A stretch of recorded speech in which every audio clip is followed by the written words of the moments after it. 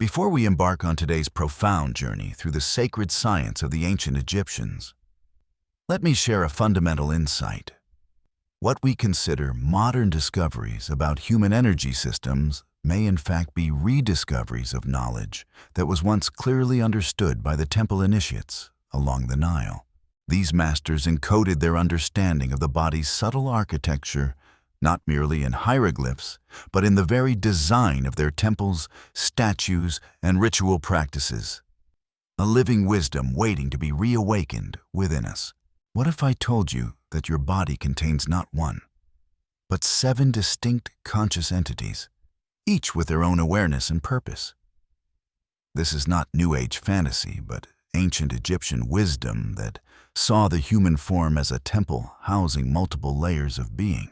Within the sacred papyri and tomb walls of Egypt lies a sophisticated understanding of human anatomy that transcends the physical map of energetic pathways and centers that modern science is only beginning to recognize. When the ancient Egyptians depicted their gods and pharaohs in those distinctive poses, arms angled precisely, hands positioned deliberately, they weren't creating arbitrary artistic conventions. They were showing us how to activate and direct the subtle energies that flow through our very being. These weren't mere decorative illustrations, but precise technical manuals for working with the life force they called Ankh. Fellow traveler on the path of awakening, I invite you to journey with me today, beyond the veil of conventional understanding and into the sacred science of the Hermetic body. You stand at the threshold of knowledge that was once reserved for those who had proven themselves worthy through years of temple initiation. The ancient Egyptians understood this intimately, encoding this wisdom in their art and architecture, their rituals and writings. Today your soul is called to remember what it once knew, that you are not simply inhabiting a body, but that you are an intricate energy system capable of extraordinary awareness and healing. The wisdom of the ancient Nile awaits your rediscovery. In the next half hour, we will decode the physiological mysteries preserved in Egyptian hieroglyphs and artifacts, revealing a sophisticated understanding of the body's subtle anatomy that predates all other known systems. You will discover how the Egyptians conceptualized not just one soul, but multiple conscious energy bodies that together form the complete human being. We will explore how these ancient insights parallel modern discoveries in bioenergetics and quantum healing. We'll examine the striking similarities between Egyptian energy centers and the chakra systems that emerged in later traditions. Most importantly, you will learn practical techniques derived directly from temple inscriptions, breathing methods, and sacred movements that you can use to activate and balance these centers in your own body. This knowledge was not theoretical for the Egyptians, but intensely practical, a living science of transformation. By the end of our journey, you will understand why the temple initiates mastery of these internal energies to be the foundation of all higher spiritual work, and how you can begin working with these same principles in your modern life. To truly understand the Egyptian conception of the subtle body, we must first recognize that they viewed life as a sacred force that circulated throughout all of creation. This wasn't an abstract philosophical concept, but a tangible energy they called Ankh, represented by the famous cross with a loop that appears in countless Egyptian artworks. When the gods are depicted holding the Ankh to the nose of the pharaoh, this wasn't merely symbolic. It represented the literal transmission of the breath of life, the subtle energy that animated the physical form. This understanding of life as breath, as energy, formed the foundation of their entire physiological system. Unlike our modern Western view that tends to see the body as a biological machine, the Egyptians recognized the human being as a complex, multi-layered entity. Their texts describe not just one soul, but several distinct aspects or bodies, each with its own function and characteristics. The physical body, called H, was just the densest manifestation.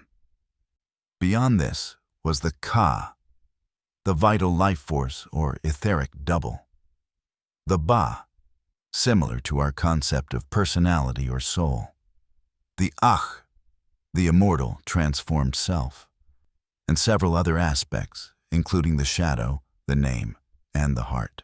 What's remarkable is that the Egyptians didn't see these as abstract concepts, but as actual conscious entities that could be communicated with and even programmed. Temple initiates understood that by learning to consciously work with these subtle bodies, they could access higher knowledge and spiritual powers. This understanding was not limited to human beings. The temples themselves were designed to generate and channel subtle energies. The precise geometric proportions of Egyptian architecture, particularly the pyramids, were created to collect and focus these energies in specific ways. The first key revelation in understanding the Egyptian system is recognizing that they viewed the subtle energy centers of the body as conscious entities that could be directly addressed and worked with. Dr. Robert Gilbert, a modern researcher into subtle energies, points out that Egyptian initiates understood their subtle bodies as beings they could communicate with, not just as energy centers. This perspective changes everything about how we approach energy work. Rather than simply visualizing or manipulating abstract forces, the Egyptian approach involves establishing relationships with these conscious aspects of ourselves. When temple initiates performed specific movements or breath practices, they were engaging in a form of dialogue with these intelligent energy centers. The subtlety of this approach is reflected in their understanding of the Kasa, the etheric or life body. In Egyptian tombs, you'll find what's called a Ka-hole, a small opening in a false door through which this subtle body was meant to pass. This detail reveals the Egyptian belief that these energy bodies had specific properties and behaviors that could be worked with according to precise protocols. Modern bioenergetic research is beginning to catch up with this ancient understanding. Today's scientists are documenting the existence of biofield's electromagnetic patterns that extend beyond the physical body and influence its functioning. Research in fields like bioelectromagnetics is showing how these energy fields affect cellular behavior, tissue regeneration, and even mental states. What the Egyptians called the Ka body, modern researchers might describe as the electromagnetic field generated by the heart and nervous system. What they understood through direct perception, we're now measuring with sophisticated instruments. The convergence of these ancient and modern perspectives offers us an unprecedented opportunity to develop a complete science of subtle energy. As we venture deeper into the Egyptian mysteries, we encounter an understanding of the body's energy centers that predates the more familiar chakra system of Eastern traditions by thousands of years. While not identical to the chakra system, the Egyptian model shares the fundamental recognition of energy centers aligned along the spine, each associated with specific functions and aspects of consciousness. These energy centers were depicted in Egyptian art through specific symbols, colors, and deities. The god Thoth, for instance, was associated with the throat center and communication, while Horus was connected to the third eye and spiritual vision. The heart center, considered the seat of intelligence and feeling, unlike our modern brain-centered model, was under the protection of Isis. What makes the Egyptian system particularly fascinating is its sophistication regarding how these energy centers interconnect. They understood that the human energy field isn't simply a series of isolated points, but a complex network. Temple wall illustrations show figures in specific postures designed to create circuits of energy flow between these centers. Even more intriguing is the Egyptian understanding of how these energy centers could be influenced by external factors, including geometry. The precise proportions of their sacred spaces weren't arbitrary, but were designed to resonate with specific energy centers in the human body. When initiates performed rituals in these carefully designed spaces, The architecture itself amplified the energetic effects of their practices. This knowledge was practical and results-oriented. Research into pyramid energy has shown interesting effects on organic materials placed inside pyramid structures. Changes in preservation rates, water properties, and even seed germination. While much of this research remains outside mainstream science, it suggests that the Egyptian understanding of geometric forms as energy conductors may have had a solid foundation. Perhaps most profound is the Egyptian recognition that these energy centers linked the individual to cosmic forces.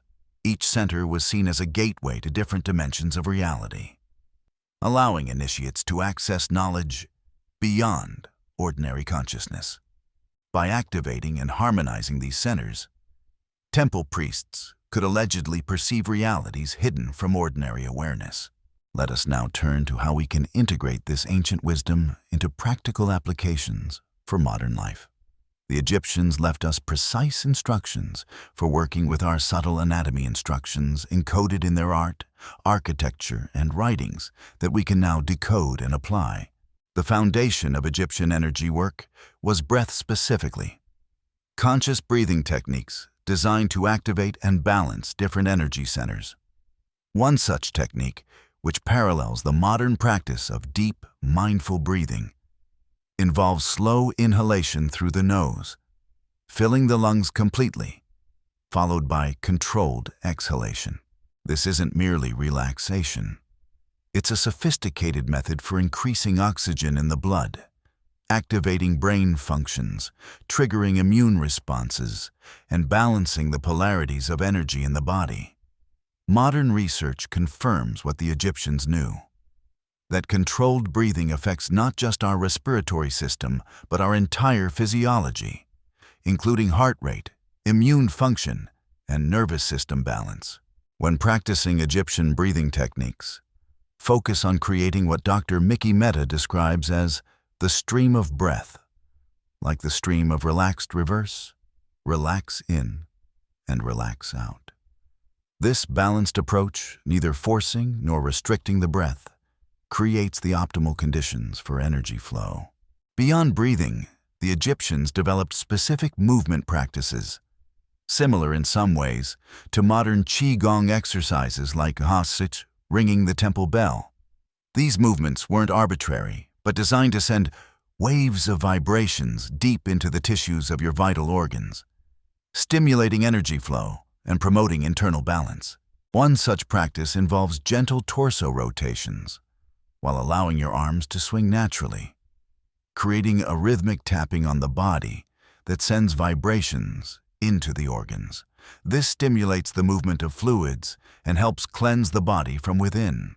The Egyptians understood that such movements activated what we now call the lymphatic system, a crucial part of both physical health and subtle energy flow. For optimal results, practice these techniques in a pyramid-shaped structure or model, which some research suggests may enhance their effectiveness. Even small pyramid models placed in meditation spaces have been reported to amplify energy work. While scientific validation of pyramid energy remains limited, many practitioners report noticeable effects when combining Egyptian energy practices with pyramid geometry. The key insight from Egyptian practice is that subtle energy work should never create stress. It should feel natural and harmonious. As Dr. Mehta advises regarding breathing practices, do not forget the relaxed rhythm of the reverse. That is the way your breath should be. This principle applies to all aspects of working with the Hermetic body. When we step back and view the Egyptian understanding of the subtle body in its entirety, we recognize something profound.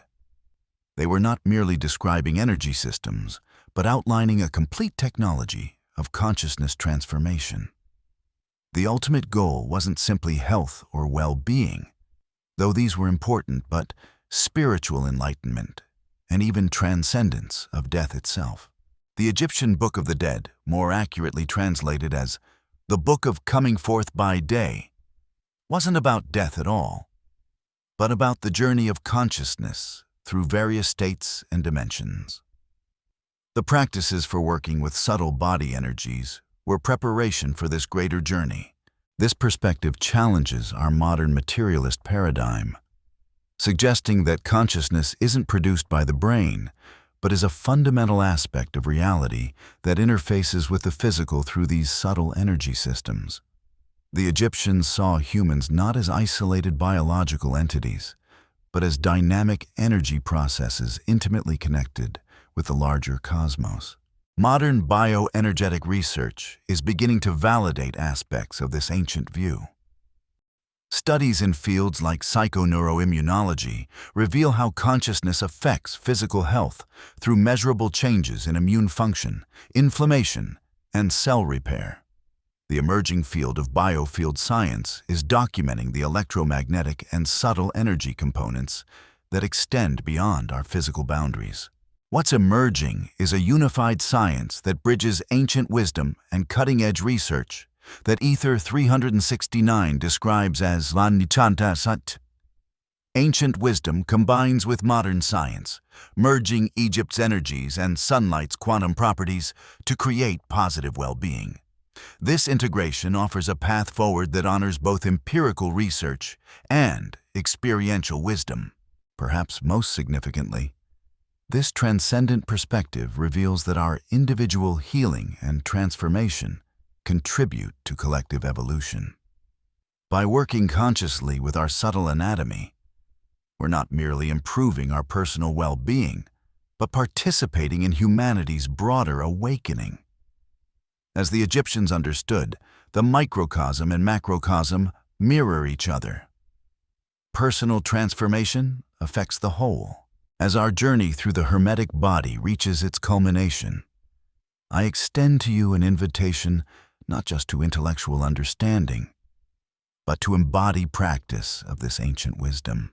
The Egyptian initiates knew that true knowledge wasn't merely conceptual, but experiential, something to be lived and realized through consistent work with these subtle energies. When you stand before a mirror and practice the breathing techniques we've explored, you're not just performing an exercise. You're participating in a tradition of sacred science that spans millennia. With each conscious breath, you're reawakening what the Egyptians called the Ka, the vital energy body that connects you to the life force flowing through all creation. As you move through the postures derived from temple walls, you're not merely stretching muscles, but activating energy pathways that link your individual consciousness to cosmic intelligence. These aren't metaphors or poetic flourishes. They're practical descriptions of experiences that await your direct perception. Remember that the hieroglyph for the Ankh, the symbol of life itself, depicts a key. This is no coincidence. The practices we've explored are keys that unlock doors within your own subtle anatomy, opening pathways to dimensions of awareness that transcend ordinary consciousness. The ancient Egyptians believed that by mastering these internal energies, one could achieve what they called coming forth by day, the ability to navigate consciously through all states of being, including those beyond physical existence. This wasn't fantasy, but the culmination of precise, systematic work with the subtle body. Tonight, as you rest upon your pillow, I invite you to place your attention at the center of your chest, which the Egyptians recognized as the seat of intelligence and feeling, and to breathe consciously into this space. Feel the energy gathering there, pulsing with each heartbeat. This simple practice begins the reawakening of your Hermetic body, the temple of transformation that you already are. And when next we meet on this journey beyond the veil, we will venture further into the Egyptian mysteries, exploring how these energy practices connect to the stars themselves, as the famous Hermetic axiom states, "As above, so below, as within, so without." Until then, may the wisdom of the ancients illuminate your path. Before we begin our journey through the veiled doorways of humanity's most guarded spiritual traditions, pause for a moment. Consider that in every corner of our world, across vast stretches of time, Our ancestors created elaborate rituals centered around a paradoxical truth. To truly live, one must first learn to die. Not physical death, but something perhaps more frightening. The dissolution of everything you believe yourself to be. What if I told you that right now, in this moment, much of what you experience as you is an illusion? That beneath your name, your history, your personality traits, and your most cherished beliefs lies something vast, luminous, and unbound by the limitations of individual identity. This isn't mere philosophy. It's the foundational insight that powered history's most profound mystery schools and initiation rites. From the torch-lit caves of Eleusis in ancient Greece to the stone chambers of Mithraic temples, from the wind-swept Himalayan monasteries to the modern clinical settings where psychedelic therapy unfolds, humans have been engineering experiences of ego dissolution for thousands of years. These weren't frivolous spiritual entertainments, but carefully orchestrated journeys designed to fundamentally transform the initiate's relationship with existence itself. Fellow traveler on this strange journey called life, I invite you not as a passive viewer, but as a potential initiate. The knowledge we'll explore today was once reserved exclusively for those who had proven their worthiness through years of preparation and preliminary trials. The details of these sacred technologies were protected by oaths of silence, so severe that even in ancient Greece, revealing the secrets of the Eleusinian mysteries was punishable by death. But you live in an extraordinary time. Perhaps the first era in human history where these once guarded teachings are becoming accessible to anyone with the courage and discernment to approach them with proper reverence. As we journey together beyond the veil that separates ordinary consciousness from its sacred source, I ask only that you bring your full presence and an open heart. Our expedition into initiatory death will move through several landscapes of understanding. First, we'll explore how ancient mystery schools structured experiences of symbolic death and rebirth, paying particular attention to the Eleusinian mysteries, Mithraic initiations, and Tibetan Buddhist practices. Then, we'll examine what actually happens during ego dissolution and how consciousness transforms when we temporarily relinquish our grip on individual identity. We'll discover why these experiences were considered so precious that entire civilizations built elaborate temple complexes dedicated to facilitating them. Next, we'll bridge ancient wisdom with contemporary research, exploring how modern science is rediscovering these transformative states through studies of psychedelic therapy, near-death experiences, and advanced breathwork techniques. Finally, we'll offer practical guidance for those who feel called to approach these profound states of consciousness not as casual explorers seeking an interesting experience, but as sincere seekers prepared to die to who they've been in service of who they might become. Long before written history, our ancestors recognized that consciousness could be temporarily altered in ways that revealed deeper dimensions of reality. But it was in the flowering of ancient civilizations that these practices became formalized into sophisticated systems of spiritual initiation. Perhaps the most renowned of these was the Eleusinian mysteries of ancient Greece. For over 1,000 years, until 329 CE, these sacred rites drew participants from across the Mediterranean world. What's remarkable is that despite their prominence in the ancient world, with thousands participating annually, the central experiences of these mysteries remained largely secret. Here's what we do know. The mysteries centered around the myth of the goddess Demeter and her daughter Persephone, who was abducted by Hades, god of the underworld. This myth followed 3 phases: descent, loss, search, and ascent, reunion, that mirrored the initiate's own psychological journey.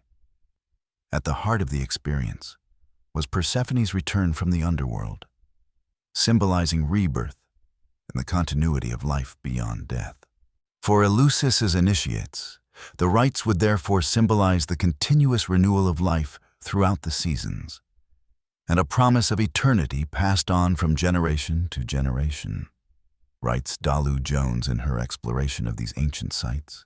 The initiation process included purification through ritual baths in the sea, 3 days of fasting, and culminated in secret ceremonies held in the telesterion, or Hall of Initiation. What exactly occurred in this sacred space? The historical record suggests that something was recited, something was revealed, and acts were performed. Many scholars now believe these revelations were facilitated by psychoactive substances derived from ergot, creating visionary experiences that dissolved normal boundaries of consciousness.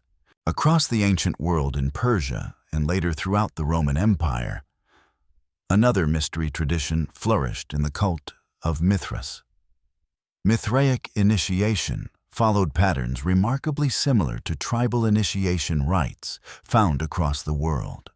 Young men underwent severe trials to test their courage and stamina before being admitted into a brotherhood of initiates who safeguarded their sacred knowledge.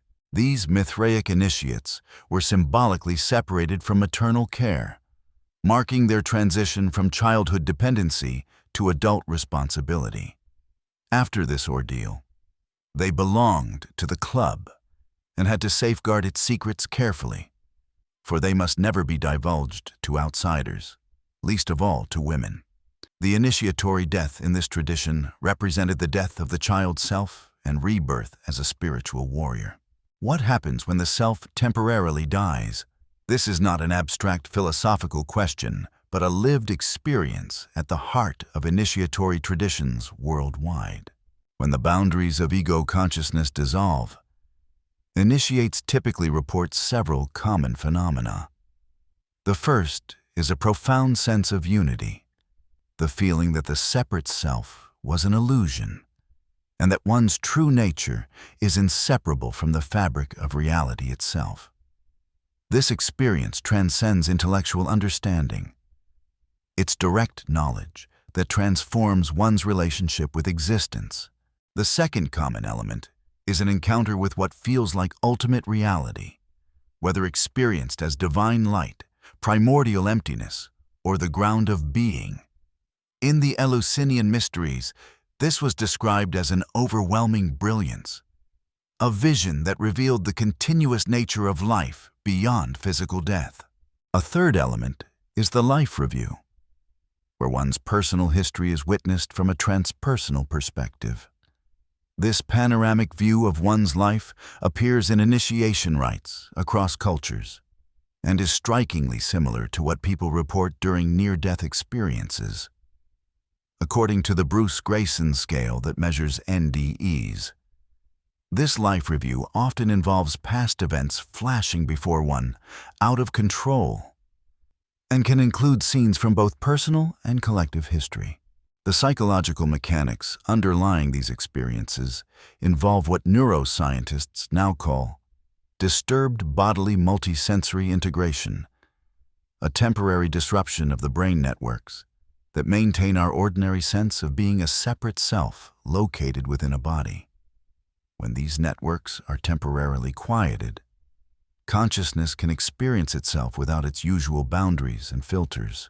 For the ancients, this wasn't merely an interesting psychological phenomenon, but a sacred revelation about the nature of reality and consciousness. The Eleusinian initiates emerged from their experience with a transformed relationship to death itself, no longer fearing it as an end, but understanding it as a transition within a continuously unfolding process. Beyond the surface mechanics of ego dissolution lies a deeper mystery that few traditions have articulated as precisely as Tibetan Buddhism through its practice of phawa, or transference of consciousness at the moment of death. In this sophisticated meditation technique from the Drikung Kagyu lineage, practitioners learn to deliberately move consciousness through the body and eventually out through the crown of the skull. This isn't taught as a metaphor, but as a literal skill, one that prepares the practitioner to navigate the transition of death with awareness and intention. What makes Fawa particularly interesting is its clear articulation that consciousness exists independently of the physical form. As practitioners of this tradition explain, the human body completely renews itself at a cellular level every 7 years. But most healthy people have memories from before that time. Therefore, consciousness is not inherent in the physical form and exists independently of it. This paradox, that we are not our bodies yet experience through them, points to one of the most profound insights from mystery traditions worldwide. Identity is fluid, consciousness is fundamental, and what we experience as self is neither as stable nor as limited as we typically believe. Perhaps even more remarkable is how Fawa bridges Eastern and Western approaches. It does not require anyone to give up their existing religious beliefs or traditions. It is rather a way to move energy and consciousness through the body. This universality suggests we're dealing not with culturally relative beliefs, but with fundamental capacities of human consciousness that transcend cultural boundaries.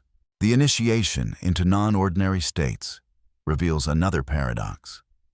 The dissolution of self can lead to a more authentic embodiment. Those who have experienced profound ego dissolution often report returning with a deeper appreciation for embodied existence, freed from many of the anxieties and preoccupations that previously limited their engagement with life. This is the deeper mystery that by learning to die symbolically, we learn to live more fully. By releasing our grip on who we think we are, we open to who we might become.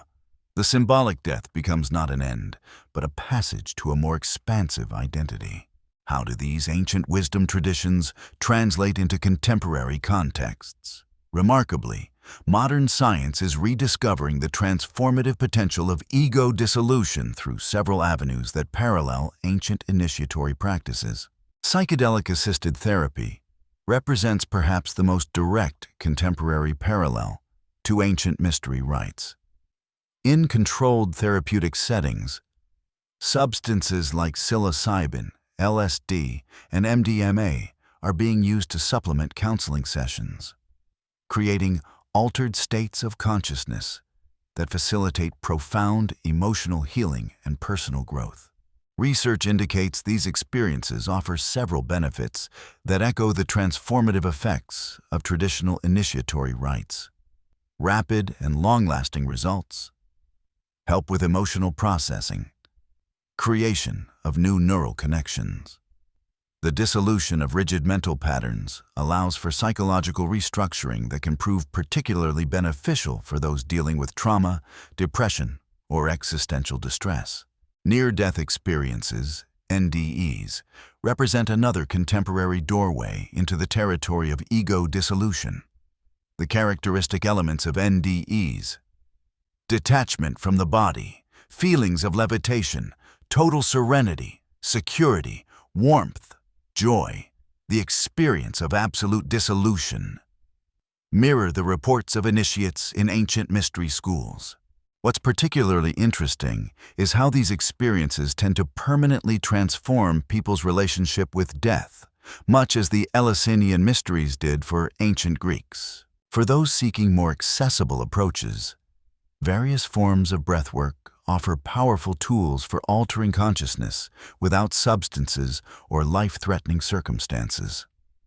From simple techniques like belly breathing to more intense practices like lion's breath, these methods combine physical breathing techniques with mindfulness to produce states ranging from gentle relaxation to profound altered consciousness. How might one approach these practices with the appropriate respect and discernment? Here, I offer 3 ethical principles for contemporary seekers. First, intention matters. Approach these experiences not as recreational diversions, but as sacred technologies for growth and understanding. The ancient mystery schools required extensive preparation precisely because they understood the power of these experiences to reshape consciousness. Second, integration is essential. The insights gained during states of ego dissolution must be carefully woven into ordinary life through reflection, community support, and changed behavior. Without this integration, even the most profound experiences risk becoming mere spiritual entertainment. Third, respect tradition while embracing innovation. The wisdom accumulated over thousands of years of ritualized initiatory practice shouldn't be casually discarded. Yet, neither should we ignore the valuable insights of modern neuroscience and psychology. The wisest path forward honors both ancient wisdom and contemporary understanding.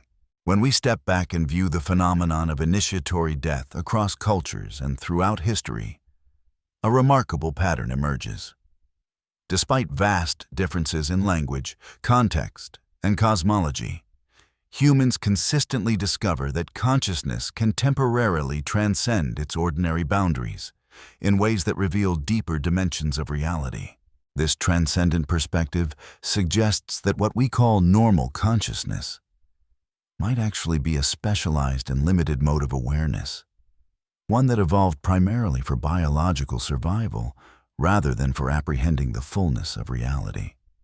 The initiatory traditions worldwide can be seen as sophisticated technologies for temporarily shifting out of this survival mode into more expansive states of knowing. The universality of these experiences points to something fundamental about human consciousness itself, something that transcends cultural conditioning. Whether described through the language of ancient Greek mystery religions, Tibetan Buddhist practice, or contemporary neuroscience, the core experience remains remarkably consistent. The temporary dissolution of boundaries leading to a direct apprehension of interconnectedness. This perspective transforms not only how we understand ourselves, but how we relate to the collective challenges facing humanity. Many of our most pressing problems, from environmental destruction to social fragmentation, stem from the illusion of separateness that ego dissolution directly challenges. Through initiatory experiences, we discover that our individual welfare is inseparable from the welfare of the whole.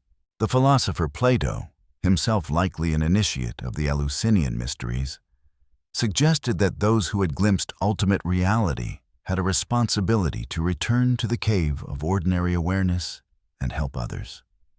This ethic of service following spiritual awakening appears across traditions, suggesting that the fruit of initiatory death is not merely personal transformation, but renewed commitment to collective flourishing. As our journey through the mysteries of initiatory death draws to a close, we return to where we began with you, the viewer, not as a passive recipient of information, but as a potential initiate, standing before the threshold of transformation. The ancient mystery schools created elaborate architectural spaces, complex rituals, and years of preparation leading to moments of revelation. Today, the doorways to these states may look different. A therapeutic session, a meditation retreat, a carefully guided breathwork journey, but the territory beyond remains the same. The invitation extended by these traditions across millennia echoes forward to you now.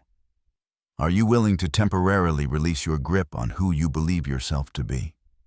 To surrender the familiar limitations of identity in service of a more expansive understanding? To die symbolically that you might live more authentically? This is not an invitation to be accepted lightly. The ancients understood that ego dissolution, while potentially liberating, can also be disorienting and even frightening without proper preparation and context. The path of initiation has always required courage, discernment, and sincere commitment. Yet for those who feel called to this journey, the potential rewards are immeasurable. As the Eleusinian initiates discovered, facing symbolic death transforms one's relationship with literal death.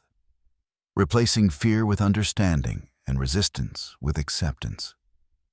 As practitioners of Fawa have demonstrated, consciously navigating the thresholds of identity brings great equanimity, knowing that the self doesn't die with the body. Perhaps most importantly, these initiatory deaths prepare us to live more fully in the brief, precious time we have in physical form. By loosening our attachment to fixed identity, we become more available to the wonder of existence, more responsive to the needs of others, and more aligned with the mysterious unfolding of life itself. The mysteries are not merely ancient history.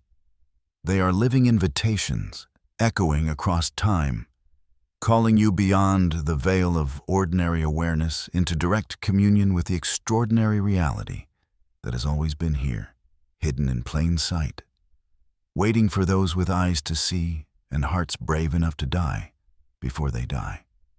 The choice, as it has always been, is yours.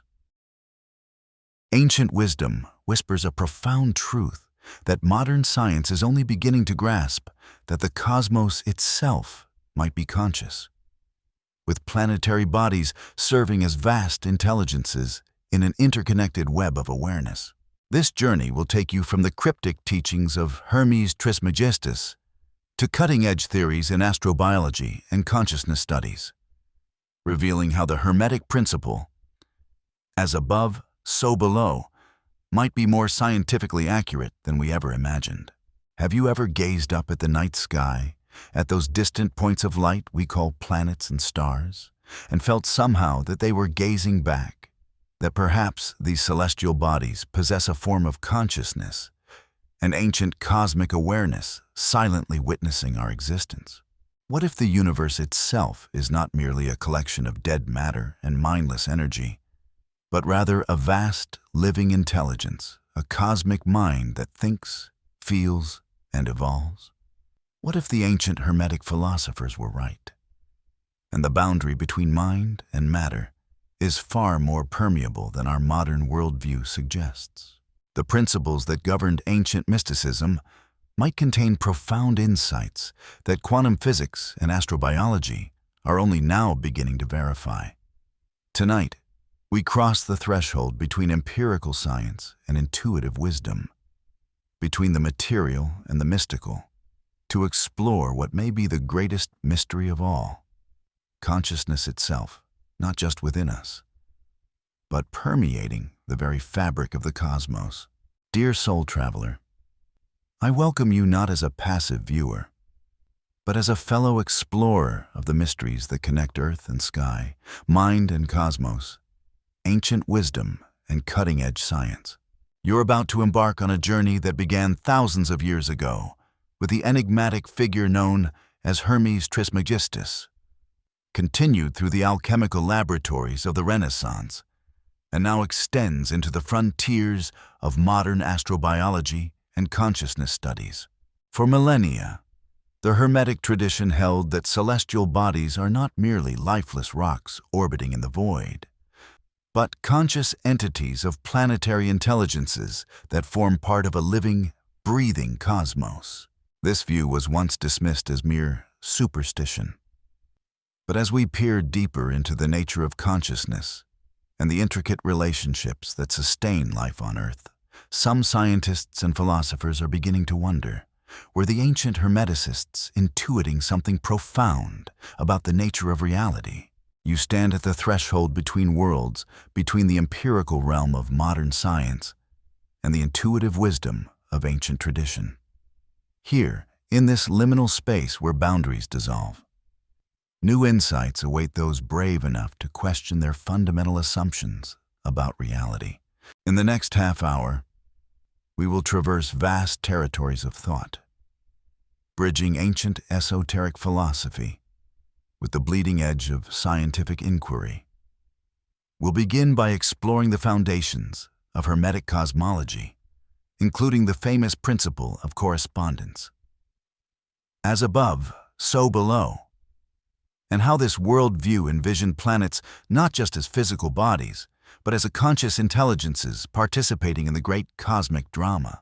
From there, we'll venture into surprisingly similar concepts emerging from modern science, from James Lovelock's Gaia hypothesis, which views the Earth as a self-regulating organism, to the resurgence of philosophical panpsychism, which suggests consciousness might be a fundamental property of the universe. But our exploration won't remain theoretical. You'll discover practical techniques for establishing your own conscious communion with these planetary intelligences. Meditation and ritual practices drawn from ancient wisdom yet calibrated for the modern mind. As we journey deeper, you'll begin to perceive how the mathematics governing planetary movements might be expressions of an underlying intelligence, visible manifestations of invisible thought patterns that structure reality at all levels. By the end of our exploration, your relationship with the cosmos may be fundamentally transformed as you begin to recognize yourself not as an isolated consciousness in a dead universe, but as a node of awareness within a living cosmic mind. Our story begins not in the modern world, but in the mists of antiquity, with a figure shrouded in mystery and legend, Hermes Trismegistus, the thrice greatest Hermes. Was Hermes a historical individual, a composite of several sages? Perhaps even the Egyptian god Thoth incarnate, as some traditions suggest. The historical record remains ambiguous, but the wisdom attributed to this enigmatic figure has shaped esoteric thought for millennia. The teachings of Hermes were compiled in a collection of texts known as the Hermetica, composed between approximately 200 BCE and 300 CE, blending Egyptian mysticism with Greek philosophy to create a sophisticated cosmological framework. These writings present a vision of the universe not as dead matter, but as a living, conscious entity, a divine mind expressing itself through the intricate patterns of creation. At the heart of Hermetic philosophy lies 7 fundamental principles, keys to understanding the universe as the Hermeticists perceived it. 3 of these principles are particularly relevant to our exploration. First, the principle of mentalism. The all is mind. The universe is mental. This doesn't suggest the physical world is illusory, but rather that consciousness is fundamental to reality, that mind and matter are 2 aspects of the same underlying substance. Second, the principle of correspondence. As above, so below. As below, so above. This principle reveals how patterns repeat across different scales of reality, from the cosmic to the atomic. The movements of planets reflect and influence patterns in human affairs, not through mechanical causation, but through resonance between different levels of the cosmic mind. Third, the principle of vibration. Nothing rests, everything moves, everything vibrates. All things exist as patterns of energy at different frequencies, and consciousness itself can be understood as a particular quality or pattern of vibration. Within this framework, the Hermeticists viewed the planets not as inert rocks, but as embodiments of cosmic intelligences, conscious entities with distinctive qualities and influences. The planets were seen as nodes of awareness within the greater cosmic mind, each with its own character and purpose in the divine order. This wasn't merely abstract philosophy. The Hermetic tradition developed sophisticated practices aimed at establishing communication with these planetary intelligences, practices that would later influence astrology, alchemy, and various magical traditions throughout the Western esoteric current. As Alvin Boyd Kuhn notes in his exploration of esoteric symbolism, these ancient wisdom traditions sought to portray the structural forms of higher truth by representing it under the forms of its counterparts, everywhere existent in the natural world. The cosmos itself was seen as a text to be read, its planetary bodies not just objects to be observed, but presences to be encountered. The first great revelation of Hermetic cosmology is that planets are not merely physical bodies, but conscious entities intelligences that participate in the cosmic order and can potentially communicate with human consciousness. In the Hermetic view, each planet embodies specific qualities and principles. Mercury represents communication and intellectual agility. Venus embodies love and harmony. Mars carries the energies of action and will. Jupiter expresses expansion and wisdom. Saturn teaches discipline and structure. These aren't mere metaphors or psychological projections. For the Hermeticists, these planetary intelligences were as real as the human beings with whom they might commune. Just as humans possess consciousness despite being composed of seemingly unconscious atoms and molecules, so too might planets possess consciousness despite being composed of seemingly unconscious rock and gas. The ancient practice of planetary magic was based on this understanding. By aligning one's consciousness with the specific vibrational quality of a planetary intelligence through meditation, ritual, symbolic correspondence, and timing, a practitioner could establish a form of telepathic communion with that intelligence. This wasn't about worshiping planets as gods, but rather about recognizing them as elder intelligences in the cosmic family beings with whom humans share a fundamental kinship through participation in the universal mind. As the Hermetic texts suggest, because all things do not exist outside of me, I firmly declare that I am all the all-creating one. When Hermetic philosophy was rediscovered during the Renaissance, this view of planetary intelligences informed the work of such luminaries as Marsilio Ficino, Giordano Bruno, and later, the Rosicrucian movement. These thinkers developed sophisticated systems for working with planetary energies, often combining Hermetic principles with Christian mysticism and nascent scientific inquiry. What's remarkable is that despite the radical shifts in our cosmological understanding, from geocentrism to heliocentrism, from a bounded cosmos to an expanding universe, the experiential dimension of planetary consciousness has remained consistent for practitioners of these traditions. Those who engage in Hermetic practices today report experiences remarkably similar to those described in texts from antiquity, a sense of contact with intelligent presences associated with specific planets, each with distinctive qualities and insights to offer. But is this merely psychological projection, or could there be something more to it? To answer this question, we must turn to some surprising developments in modern science and philosophy. As we venture deeper into the mystery of planetary consciousness, we find ourselves at a fascinating intersection where ancient Hermetic wisdom meets cutting-edge scientific inquiry. In recent decades, several scientific theories have emerged that, while not identical to Hermetic thought, share some striking resonances with this ancient perspective. Consider first the Gaia hypothesis, proposed by chemist James Lovelock in the 1970s. This theory suggests that the Earth functions as a self-regulating, complex system that maintains the conditions for life through the interaction of biosphere, atmosphere, hydrosphere, and pedosphere. While not explicitly attributing consciousness to the planet, the Gaia hypothesis portrays Earth as behaving in ways that resemble a living organism, sensing environmental changes and responding to maintain homeostasis. Lovelock himself was careful not to ascribe literal consciousness to the Earth. But others have taken this concept further. The planetary consciousness theory, as explored by philosophers like James Hurd Nixon, suggests that just as individual consciousness emerged from networks of neurons, a higher-order consciousness might be emerging from the networks of human minds, interconnected across the planet. Nixon writes, "It appears that the Earth is in a transition that could lead to a new, higher level of organization, and, in Pierre de Chardin's sense, interiorization, producing a new emergent consciousness. Individual humans have to evolve to the next level of consciousness and connect to form the emergent Earth's next level of organization and coherence."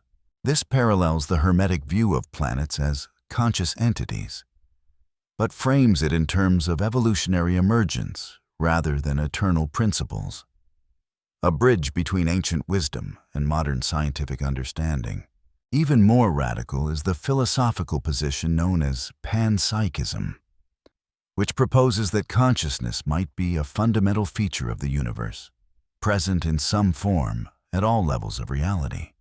Contemporary philosophers like David Chalmers and Philip Goff have revived interest in this ancient idea, suggesting it might offer a solution to the hard problem of consciousness, the question of how subjective experience arises from physical processes.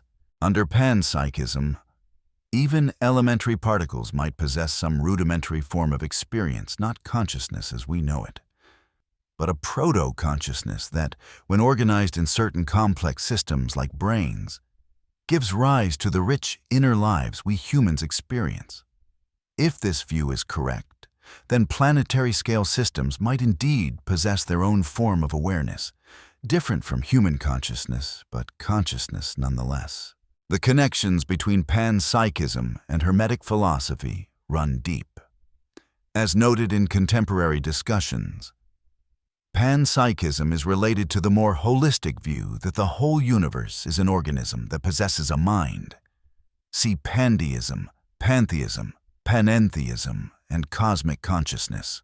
Meanwhile, in the field of astrobiology, scientists are expanding their understanding of what constitutes life and where it might be found. The traditional boundaries between living and non-living systems are becoming increasingly blurred. Complex chemical processes on other planets, previously dismissed as mere geology, are now being reconsidered as potential signatures of exotic life forms. If life can exist in forms radically different from terrestrial biology, might consciousness also exist in substrates very different from the human brain? Could a planetary system as a whole support some form of awareness, as the Hermeticists intuited thousands of years ago? These scientific and philosophical developments don't prove the Hermetic view correct, but they do suggest the ancient intuition of a conscious cosmos may have been more profound than previously recognized. The boundary between metaphorical and literal understanding of planetary intelligence becomes increasingly permeable as we deepen our understanding of consciousness itself. The beauty of the Hermetic tradition lies in its balance of theory and practice. Understanding the cosmos as conscious is not merely an intellectual exercise, but an invitation to direct experience, to establish your own communion with the planetary intelligences that the ancients revered. Let's explore some practical techniques for developing this communion, drawing from both ancient tradition and contemporary practice. The foundation of all planetary work is developing your capacity for focused awareness and subtle perception. Begin with a simple meditation practice. Sit comfortably with your spine straight, allowing your breath to find its natural rhythm. As your mind settles, visualize a clear night sky.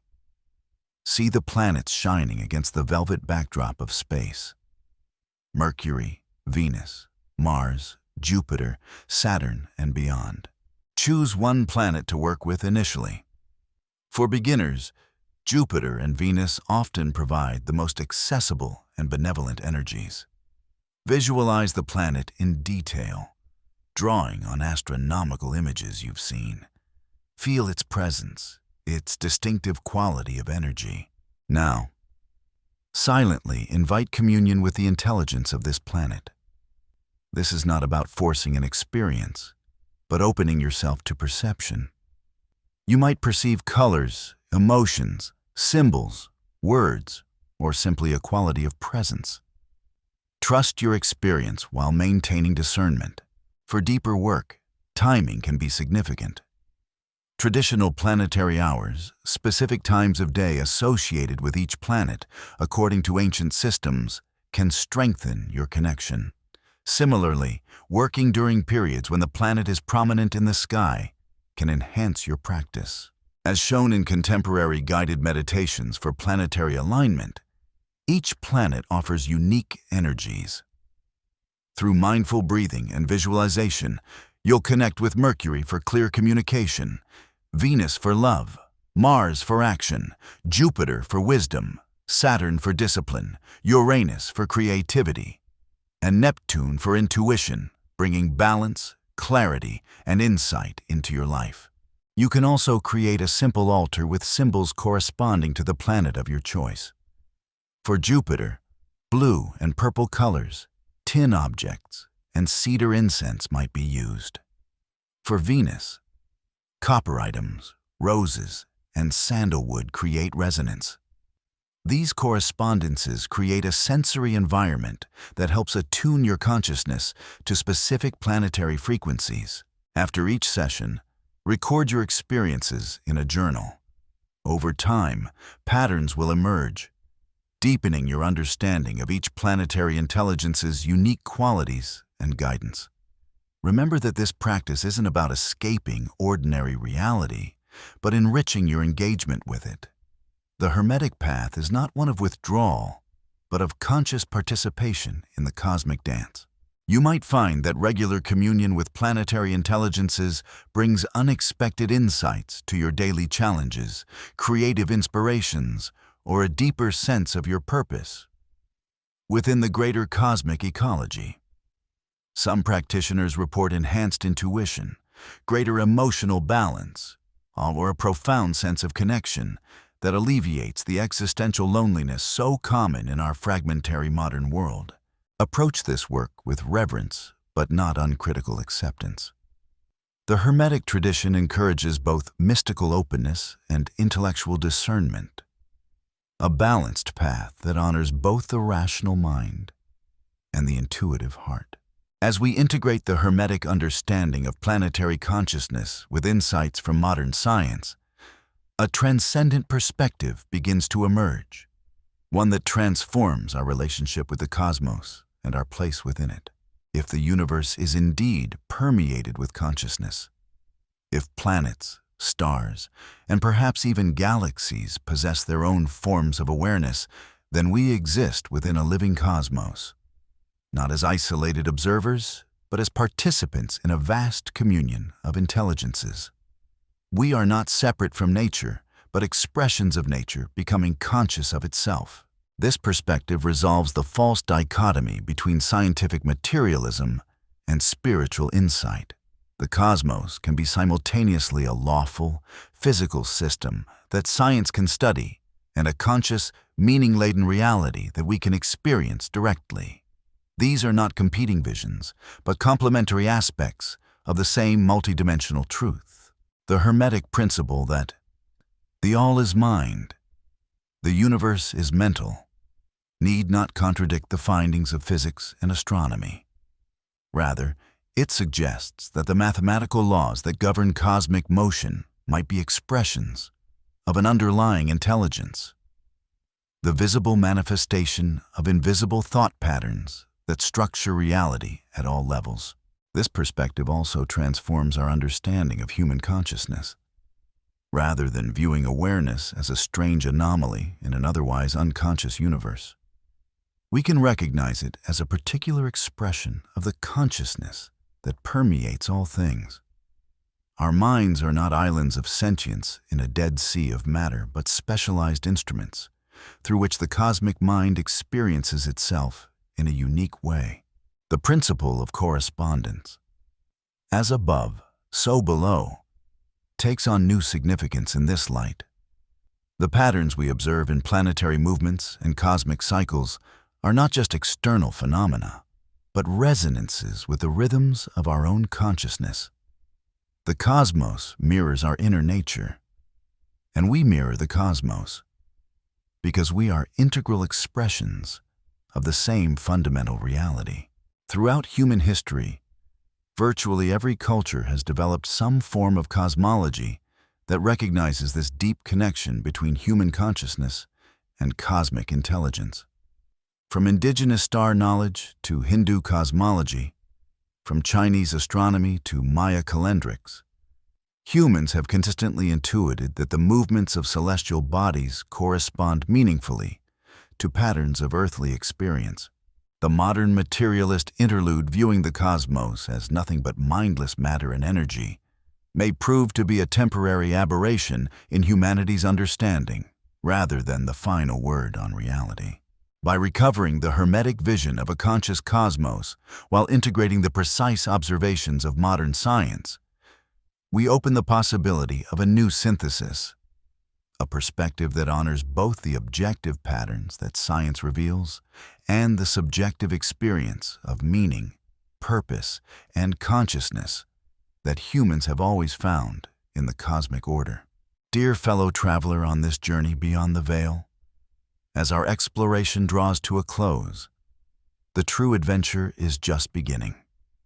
The Hermetic cosmos, a universe alive with consciousness, vibrating with intelligence at every scale, awaits your direct experience. Tonight, as you gaze up at the star-filled sky, allow yourself to perceive not just points of light against darkness, but presences, ancient intelligences with whom you share this vast cosmic home. Feel the subtle resonance between your consciousness and theirs, the delicate thread of awareness that connects all beings across the seemingly empty void of space. You need not accept any of this on faith alone. The Hermetic path has always been one of direct knowledge, of personal experimentation and experience. The teachings attributed to Hermes remind us, because I, the all-creating sovereign, have created you. You are my children, and equal to me. I am present in you. Through the practices we've explored, you can begin to test these ideas for yourself, developing your own relationship with the planetary intelligences that the ancients knew so well. Perhaps, in the silence of meditation or the focused attention of ritual work, you'll discover what countless seekers throughout history have found, that the boundary between self and cosmos is more permeable than we've been led to believe, and that communion with other forms of consciousness is not just possible, but natural. What might become possible if humanity as a whole recovered this sense of living within a conscious cosmos?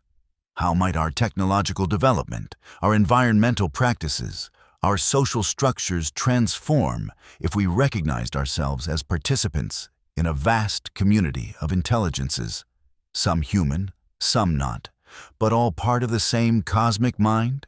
This is the invitation that echoes across millennia, from the lips of Hermes Trismegistus to your ears, to remember our place within the living whole, to awaken to the consciousness that permeates all things, and to participate consciously in the great work of cosmic evolution. The Hermetic cosmos awaits your exploration. The veil between worlds grows thin for those with eyes to see and ears to hear. Will you accept the invitation to commune with the living intelligence of the planets, to become a conscious participant in the cosmic dialogue that has been unfolding since the beginning of time? The ancient wisdom and the new science converge on a single, profound truth. We are not alone in a dead universe, but at home in a living cosmos that thinks, feels, and evolves alongside us. The journey beyond the veil has just begun.